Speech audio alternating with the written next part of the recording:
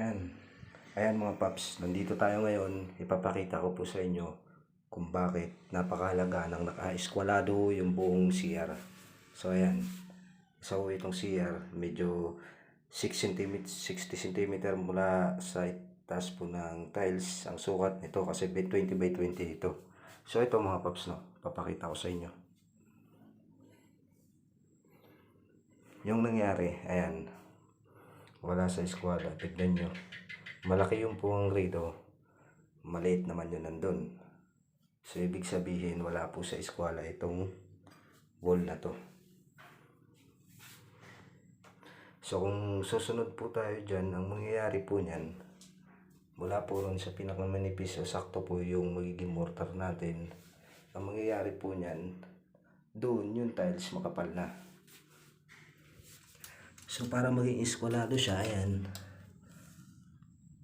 9.5 or 9.4 cm ito. Kung susundin po natin ang grid na to, kasi eskwalado po yan, ayan,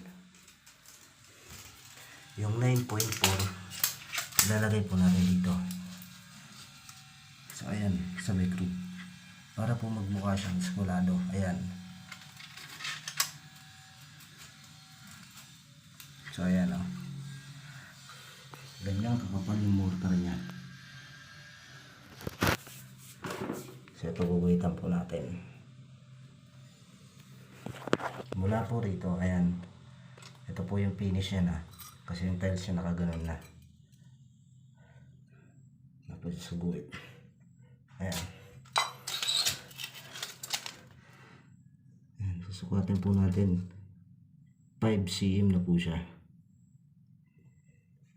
Ayan, yung kapal po ng mortar ng adhesive. So ayan po ang diferensya, kung makikita nyo, no? Ayan, dito malaki yung awang mula po rito, tapos dun naman maliit.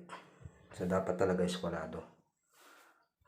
So halos naman lahat ng CR dito mga paps, no, ganyan po yung naging itsura po niya. So ayan, ang ginawa po natin, sumukat po tayo rito. Kung halimbawa 2 cm, dito na lang din, sukat na lang din tayo ng 2 cm. Ayan, sasabay na lang po tayo sa bagsak ng ating pader. So ayun lang mga paps, dapat po talaga eskwalado. Kung mula sa layout pa lang ng asintada hanggang sa plastering, dapat eskwalado po yung CR. So ayun mga paps.